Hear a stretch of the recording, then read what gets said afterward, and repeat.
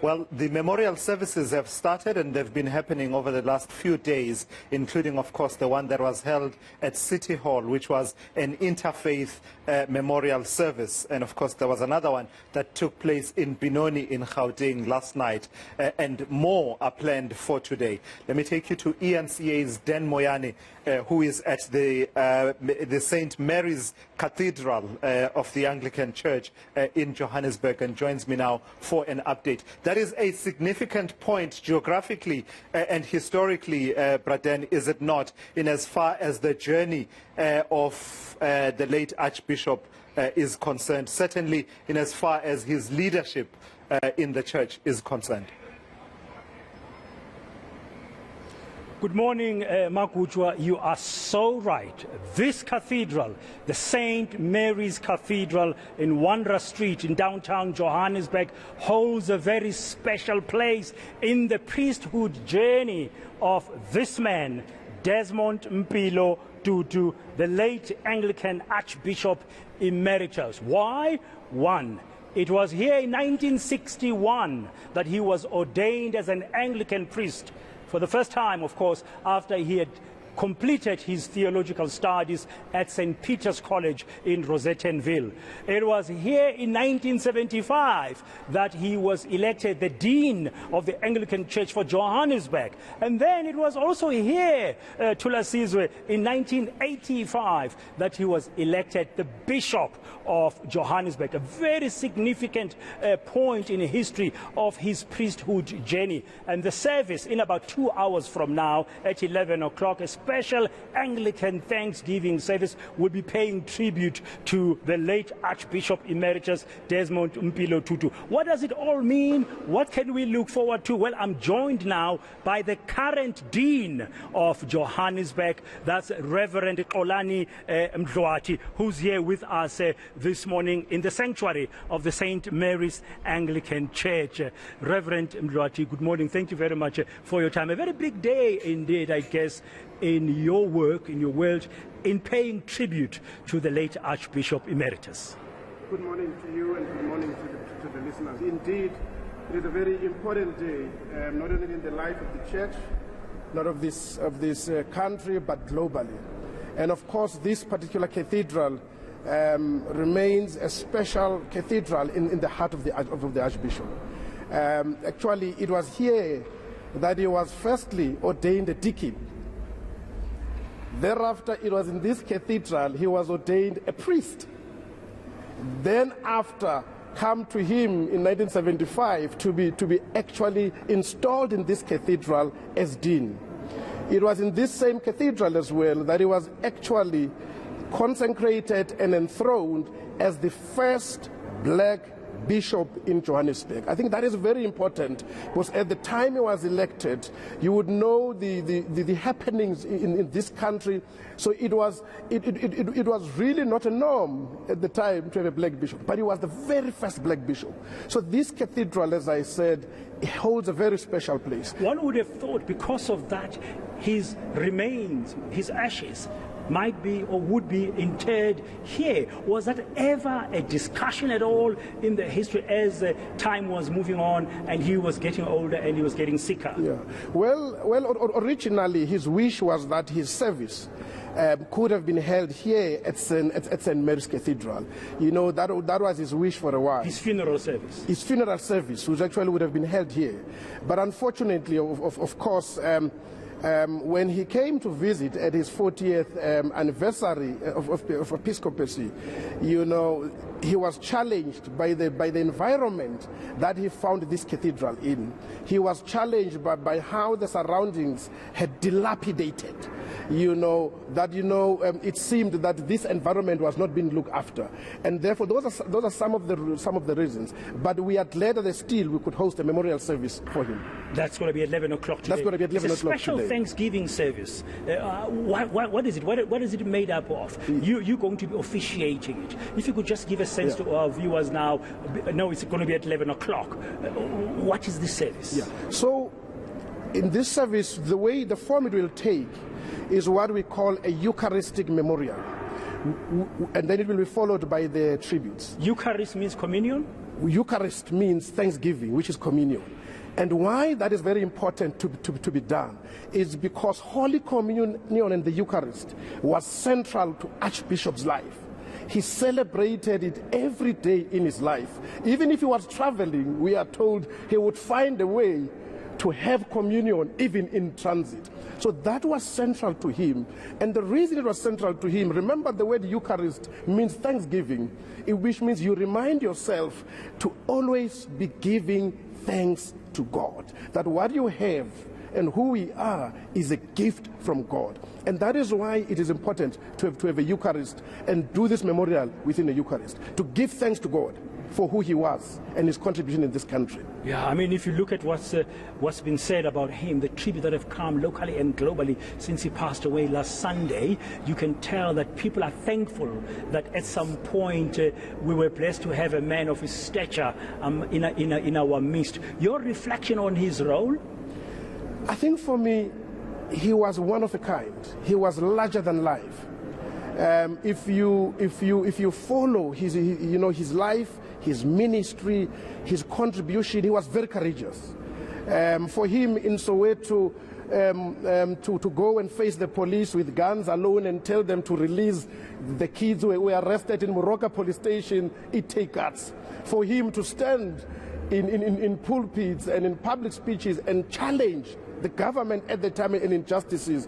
You know, I always wonder how he survived and he was never assassinated. But you could see at the time that he was really beginning to annoy.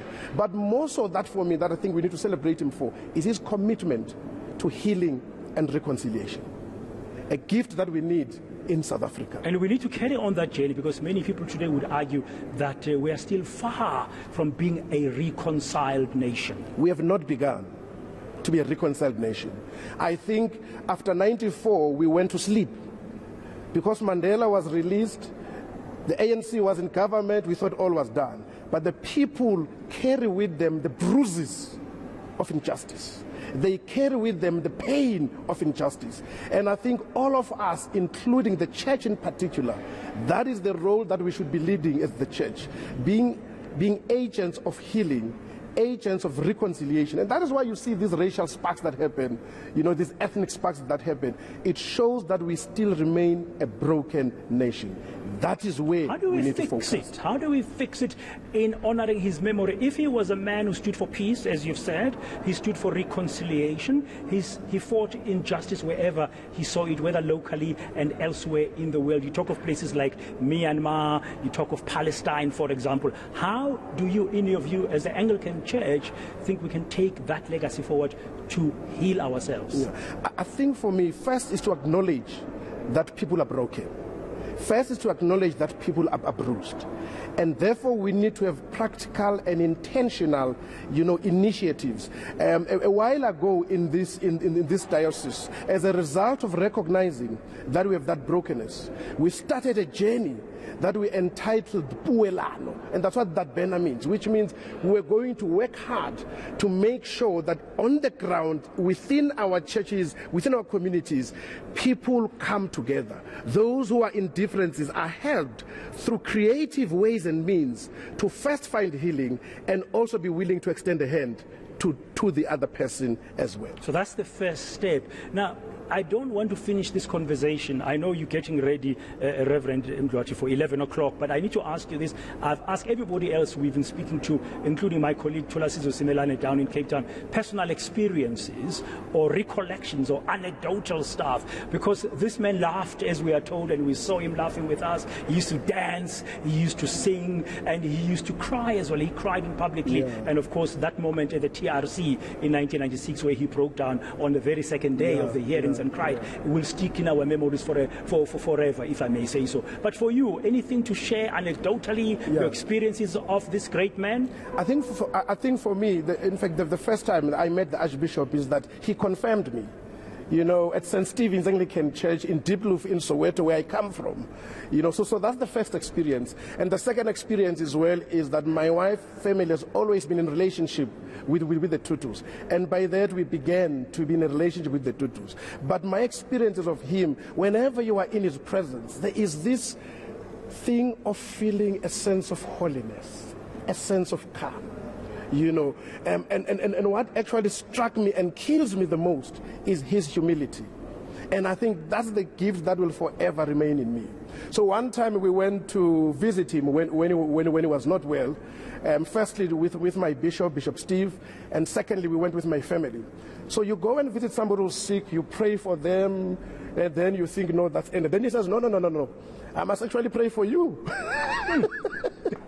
and therefore you think he's not well, and he stands and walks you to the gate. But what stands out for me is his love just for people, his love for everyone, his embrace of everyone. To him, everybody was important, everybody mattered.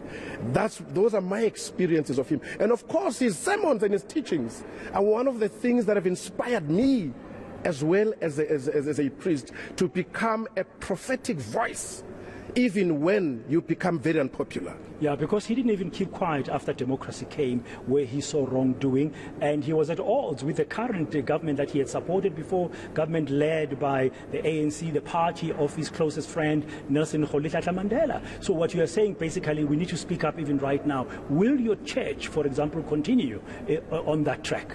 Indeed, I think Archbishop Thabo has been continuing, but I think we too, as young priests, as young clergy, we need to take the baton.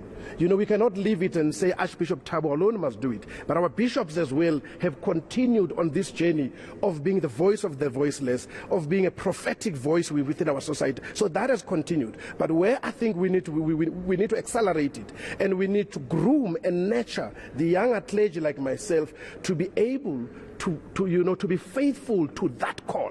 Because remember, unless we take it ourselves, it will not happen. So we have to do it. We have no choice. And that is why one thing good about the church is that we are not politicians. We are just the prophetic voice of God. But before we tell government, we must also live it out in our own experiences, so that when we challenge government, we too have a clean slate in whatever we say. Yeah. So I think we have to continue. Walking the talk, in other words. That's exactly. And so be what you preach. That's exactly what you said. One of the things he said was that God is for the poor. In South Africa of today, I want us to end here, because in South Africa of today, the levels of poverty have been terrible, and they've got worse now under the pandemic, the COVID-19 pandemic. Inequality, we are described today as a country as the most unequal society in the world, with all the resources that we have. The depth of corruption in our society, both in the private sector and the public sector, is just unbelievable. Yeah. And these are real challenges. In your view, how do we tackle these? What's the church's role in honoring Archbishop Emeritus Desmond Tutu's legacy? Yeah, I think firstly, for me, the church's role is that we need to begin to take seriously our prophetic call as a church. We need to secondly take seriously our call as a church to become ambassadors of God's love, which means we cannot just be preaching. You know, there's that famous saying that when we preach to say, it will be fine in heaven. You know, there are rose and golden streets in heaven. It's okay to suffer here. No, that's nonsense. God did not create poverty. It is not God's will that God's people should be poor. It is not God's will that people should live in shacks. God's will is that all should have abundant life. To life that speaks to basic needs of, yes, here on earth. As it is in heaven, it starts here. So our mission as a church is to make sure that the hell moments of God's people in this world become heavenly moments. We cannot sit comfortably as a church when our people continue to be poor. No access to basic services, no access to sanitation, no access to good education. I don't want to talk about health. It's another mess. So our role as the church, we have to take it upon ourselves and do some of these things ourselves and not wait for government. And the issue is, how do we make our local parishes, our local churches to become havens for God's people? But secondly, we rise and fall with leadership. Remember, Government is the one entrusted with delivery of the challenges we talk about. Through the taxes of God's people, we actually empower the government to do what they need to do. But I think where we lack, we need leaders whose heart put people first. We need visionary servant leaders. We don't need hungry leaders. The challenge is that at some point we seem to have hungry leaders. We need leaders who are going to be hungry to make sure that the lives of people become a better place. So the main thing going forward to honor Archbishop Emeritus Desmond Tutu's life and legacy, in your view, is to be on the side, for the church in this case, to be on the side of the people, for the church in this case, to seek, look for and call out bad leadership. Of course. Of course, I think that's the mandate of our church, but also to become havens of God's love. The reason the church was founded is very simple. It was to express God's love to God's children. And we need to express love to those who are nobodies in this world. Now, on today's events in Cape Town, as we speak, the remains of the arch are lying in state from this morning, right up to the end of tomorrow, Friday, ahead of the funeral service on Saturday.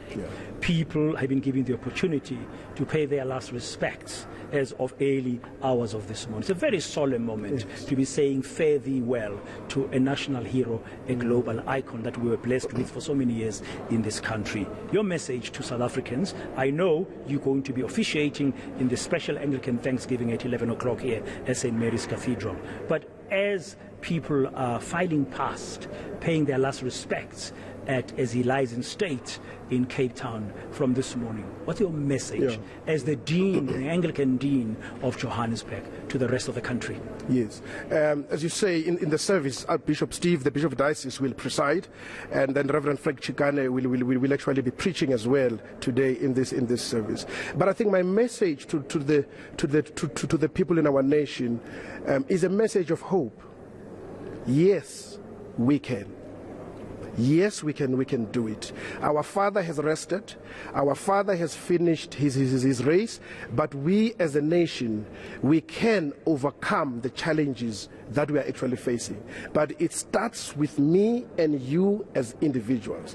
But I want to say, therefore, it is in our hands to make sure that what Archbishop Tutu fought for, and the Mandelas and the Sisulus who fought for, it is now in our hands to make sure it is realized. We can no longer be complaining. So my message to everybody: rise, take your baton, do your part in every little way, in every corner.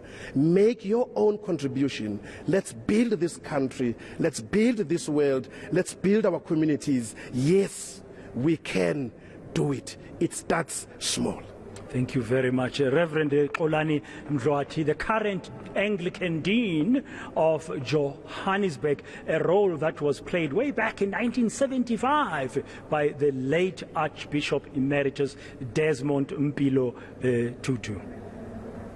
Now, we are in Cape Town as well. As you know, we have the ceremony that started, I can call it that. It's a solemn occasion where the remains of the arch are lying in state, and people have been filing past since early this morning to pay their last respects. We're going to leave it now here at St. Mary's Cathedral at 11 o'clock. Reverend Dlwati and the rest of the Anglican clergy will be starting the special Thanksgiving ceremony here in the honor of the late Arch. But let's take you to Cape Town now. My colleague Aisha Ismail is standing by for the latest.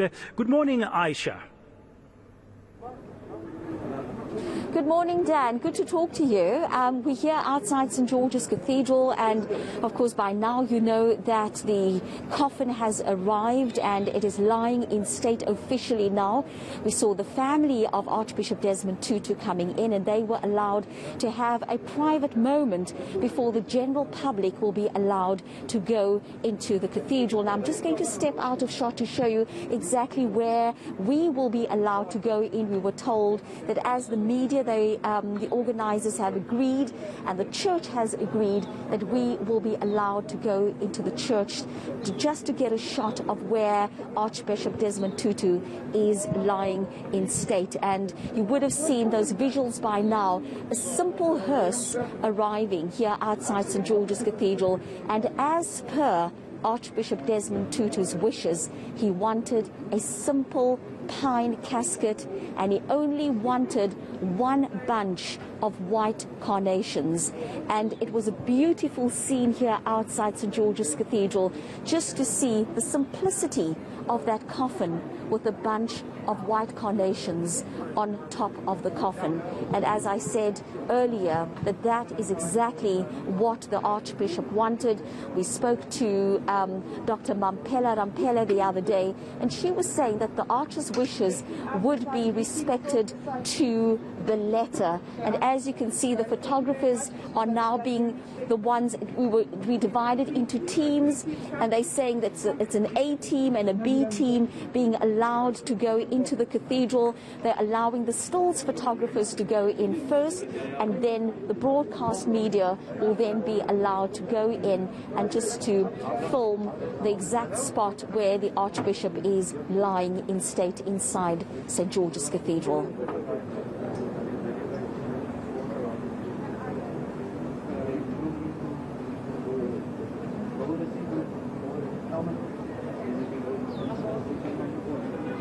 And then, of course, a little later, it will then be open to the general public. Now, also just recall that initially there was only 1 day of lying in state, but because more and more people wanted to come and express their desire to come and view the body of Archbishop Desmond Tutu,